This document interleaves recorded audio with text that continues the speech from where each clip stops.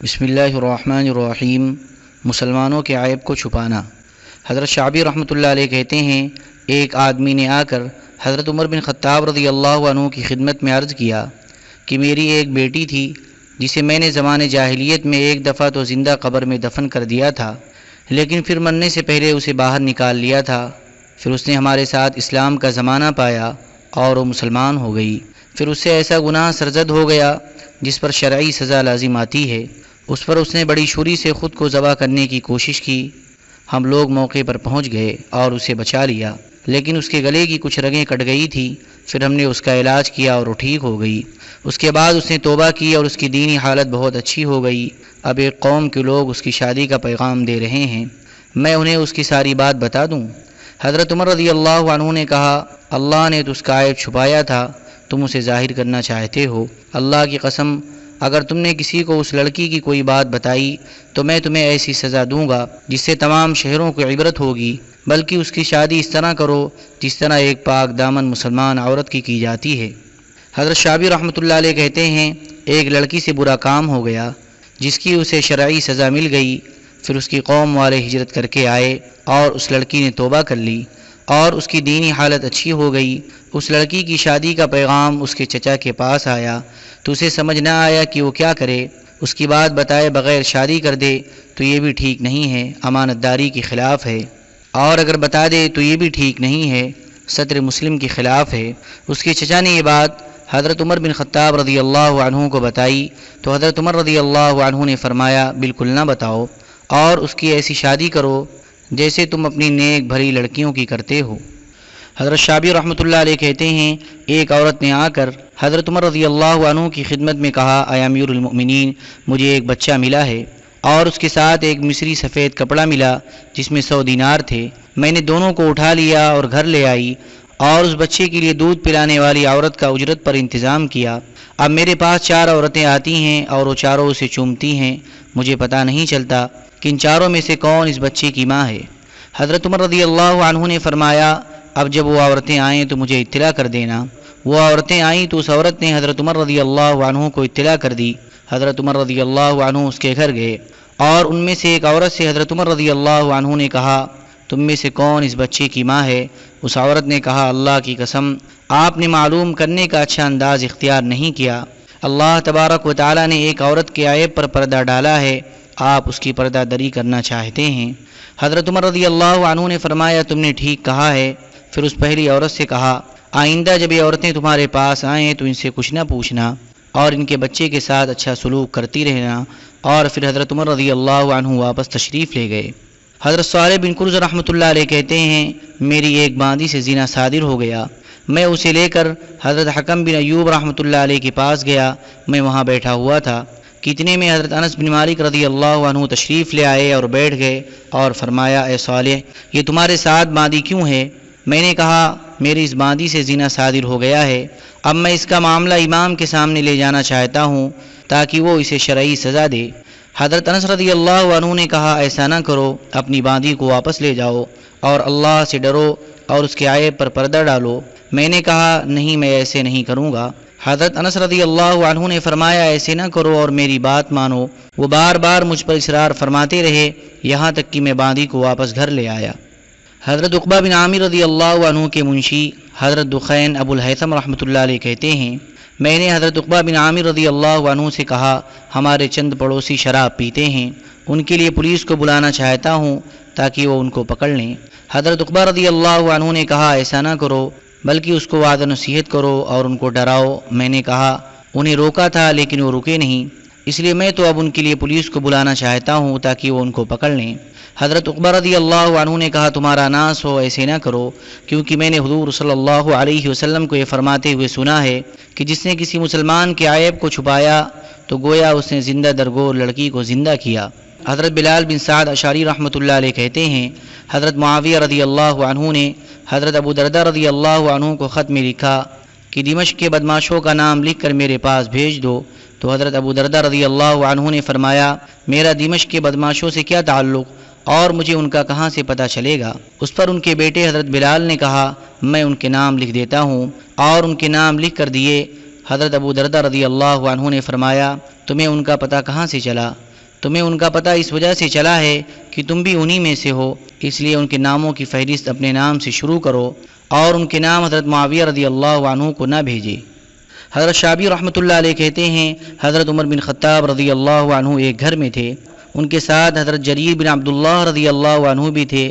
اتنے میں کسی کی ہوا خارج ہو گئی جس کی بدبو حضرت عمر رضی اللہ عنہ نے محسوس کی تو فرمایا، میں تاکید کرتا ہوں کہ جس آدمی کی ہوا خارج ہوئی ہے وہ کھڑا ہو اور جا کر وضو کرے۔ اس پر حضرت جریر رضی اللہ عنہ نے فرمایا، اے امیر المؤمنین، کیا تمام لوگ وضو نہ کر لیں؟ اس سے مقصد بھی حاصل ہو جائے گا اور جس کی ہوا خارج ہوئی ہے اس کے عیب پر پردہ بھی پڑا رہے گا۔ حضرت عمر رضی اللہ عنہ نے فرمایا، اللہ آپ پر رحم فرمائے، آپ جاہلیت میں بھی بہت اچھے سردار تھے اور اسلام میں بھی بہت اچھے سردار ہیں۔ پردہ پوشی کی کیسی اچھی ترکیب آپ نے بتائی ہے، مسلمان سے درگزر کرنا اور اسے معاف کرنا۔ حضرت علی رضی اللہ عنہ فرماتے ہیں، مجھے حضرت زبیر اور حضرت مقداد رضی اللہ عنہم کو حضور صلی اللہ علیہ وسلم نے بھیجا اور فرمایا، تم لوگ یہاں سے چلو اور روضہ خاک جو مکہ اور مدینہ کے درمیان مدینہ سے 12 میل کے فاصلے پر ایک مقام ہے پہنچ جاؤ، وہاں ایک ہودہ نشین عورت ملے گی، اس کے پاس ایک خط ہے، وہ اس سے لے آؤ۔ چنانچہ ہم لوگ وہاں سے چلے اور ہمارے گھوڑے ایک دوسرے سے مقابلے میں خوب تیز دوڑ رہے تھے۔ جب ہم روضہ پہنچے تو ہمیں وہاں ایک ہودہ نشین عورت ملی۔ ہم نے اس سے کہا خط نکال دے، اس نے کہا میرے پاس کوئی خط نہیں ہے۔ ہم نے کہا خط نکال دے، نہیں تو تیرے سارے کپڑے اتار دیں گے اور تیری تلاشی لیں گے، کیونکہ جاسوس سے مسلمانوں کے راز کا خط لینے کے لیے اس کی آبرو ریزی کرنا درست ہے۔ چنانچہ اس نے اپنے سر کے جوڑے میں سے وہ خط نکال کر دے دیا۔ وہ خط لے کر ہم حضور صلی اللہ علیہ وسلم کی خدمت میں آئے تو وہ خط حضرت حاتب بن ابی بلتع رضی اللہ عنہ کی طرف سے مکہ کے چند مشرک لوگوں کے نام تھا، جس میں انہوں نے حضور صلی اللہ علیہ وسلم کی راز کی بات لکھی ہوئی تھی۔ حضور صلی اللہ علیہ وسلم نے فرمایا، اے حاتب یہ کیا ہے؟ انہوں نے عرض کیا، یا رسول اللہ آپ میرے بارے میں جلدی نہ فرمائیں، میں قبیلے قریش میں سے نہیں ہوں بلکہ ان کا حلیف ہوں، اور آپ کے ساتھ جو مکہ کے مہاجرین ہیں ان سب کی مشرکین مکہ سے رشتہ داری ہے۔ اس رشتہ داری کی وجہ سے وہ مشرک مسلمانوں کے جو گھر والے اور مال و دولت مکہ میں ہے ان سب کی حفاظت کرتے ہیں۔ میرے بھی رشتہ دار مکہ میں ہیں۔ میں نے سوچا کہ قریش سے میرا نسبی رشتہ تو ہے نہیں، اس لیے میں آپ کا راز بتا کر ان پر احسان کر دیتا ہوں، اس وجہ سے وہ میرے رشتہ داروں کی حفاظت کریں گے۔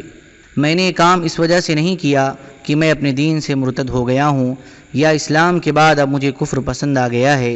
حضور صلی اللہ علیہ وسلم نے فرمایا، غور سے سنو، یہ تم سے بات سچی کہہ رہے ہیں۔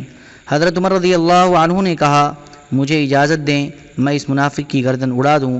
حضور صلی اللہ علیہ وسلم نے فرمایا، نہیں، یہ جنگ بدر میں شریک ہوئے تھے، تمہیں کیا خبر؟ شاید اللہ تبارک و تعالی نے اہل بدر کی طرف جھانک کر فرما دیا ہو، تم جو چاہے کرو، میں نے تمہیں بخش دیا ہے۔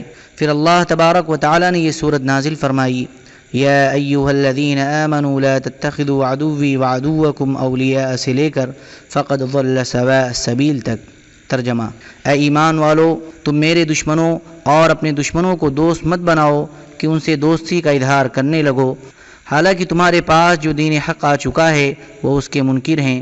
رسول کو اور تم کو اس بنا پر کہ تم اپنے پروردگار اللہ پر ایمان لا چکے ہو شہر بدر کر چکے ہیں۔ اگر تم میرے راستے پر جہاد کرنے کی غرض سے اور میری رضامندی ڈھونڈنے کی غرض سے اپنے گھر سے نکلے ہو، تم ان سے چپکے دوستی کی باتیں کرتے ہو، حالانکہ مجھ کو سب چیزوں کا علم ہے۔ تم جو کچھ چھپا کر کرتے ہو اور جو ظاہر کرتے ہو، اور آگے اس پر وعید ہے کہ جو شخص تم میں سے ایسا کرے گا وہ راہ راست سے بھٹکے گا۔ امام احمد نے یہی حدیث حضرت جابر رضی اللہ عنہ سے نقل کی ہے۔ اس میں یہ ہے کہ حضرت حاتب نے عرض کیا کہ میں نے یہ کام نہ تو حضور صلی اللہ علیہ وسلم کو دھوکہ دینے کے لیے کیا ہے اور نہ منافق ہونے کی وجہ سے کیا ہے۔ مجھے یقین تھا کہ اللہ تبارک و تعالی اپنے رسول کو غالب فرمائیں گے اور حضور کے دین کو کمال تک پہنچائیں گے۔ میں حضور صلی اللہ علیہ وسلم کا راز کفار مکہ کو بتا دوں گا، اس سے حضور صلی اللہ علیہ وسلم کا کوئی نقصان نہ ہوگا۔ اصل بات یہ تھی کہ میں قریش میں اجنبی باہر کا آدمی ہوں اور میری والدہ ان کے ساتھ رہتی ہیں، تو میں نے چاہا کہ میں ان پر احسان کر دوں۔ حضرت عمر رضی اللہ عنہ نے حضور صلی اللہ علیہ وسلم سے کہا، کیا میں اس کا سر نہ اڑا دوں؟ حضور صلی اللہ علیہ وسلم نے فرمایا، کیا تم اہل بدر میں سے ایک آدمی کو قتل کرو گے؟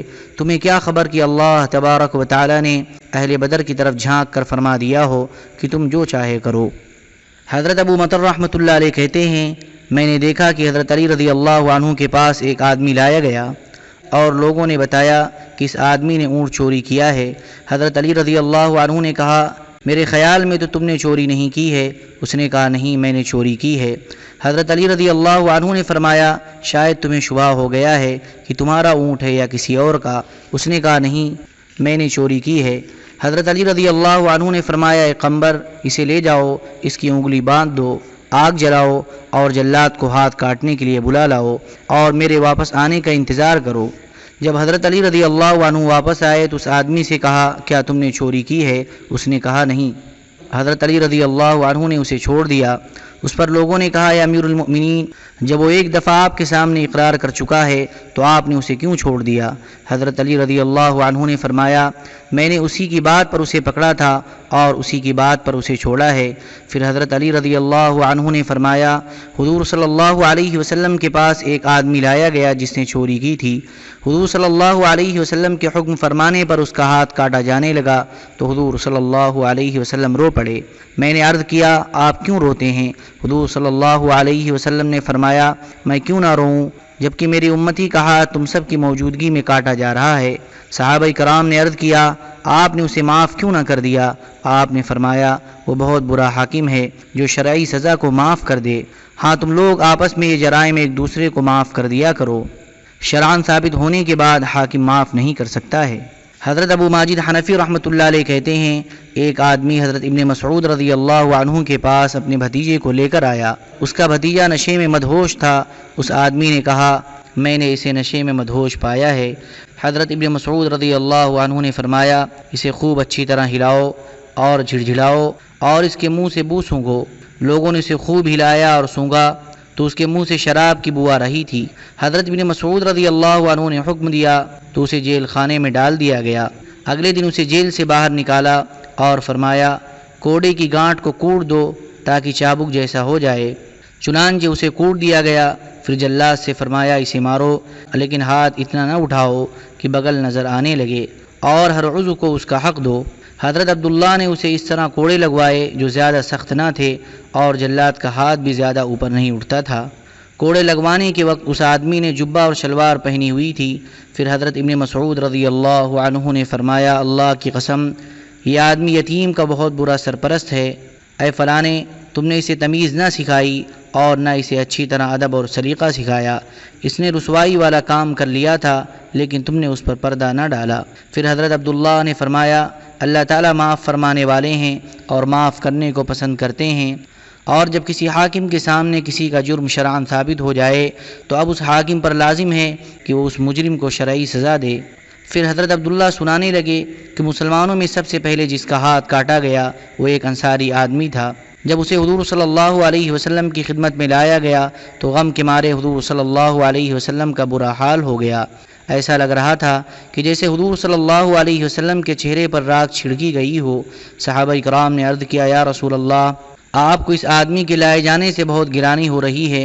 حضور صلی اللہ علیہ وسلم نے فرمایا مجھے گرانی کیوں نہ ہو جبکہ تم لوگ اپنے بھائی کے خلاف شیطان کے مددگار بنے ہوئے ہو، تمہیں وہیں اسے معاف کر دینا چاہیے تھا۔ اللہ تعالیٰ معاف فرمانے والے ہیں اور وہ معاف کرنے کو پسند فرماتے ہیں۔ میں معاف نہیں کر سکتا کیونکہ جب کسی حاکم کے سامنے کوئی جرم شرعاً ثابت ہو جائے تو ضروری ہے کہ وہ اس جرم کی شرعی سزا نافذ کرے۔